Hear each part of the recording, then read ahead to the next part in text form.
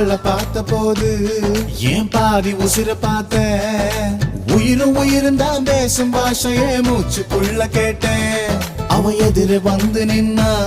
என் மீதி உசிர தருவேன் பார்வை படிக்கிற தூரம் போதுமே பக்தன் போல கிடப்பேன் அவ சிரிச்சா வெளிச்சா உருவாகும்